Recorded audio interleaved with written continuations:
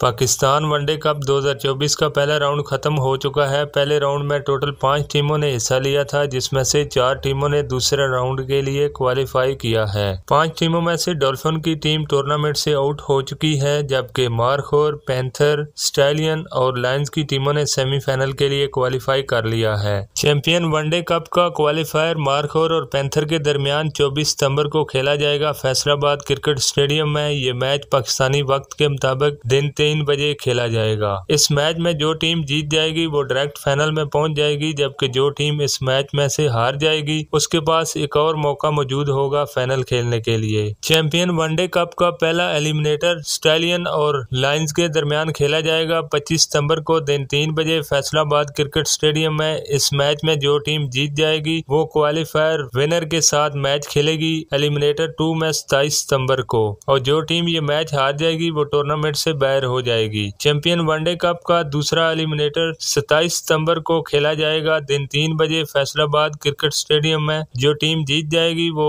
29 सितंबर को final match खेलेगी qualifier winner के साथ। चैंपियन कप का फाइनल मैच 29 सितंबर को खेला जाएगा दिन 3 बजे फैसलाबाद क्रिकेट स्टेडियम में। आपके ख्याल से कौन सी टीम ये टूर्नामेंट जीतेगी? कमेंट्स में जरूर बताएं। अल्लाह हाफिज।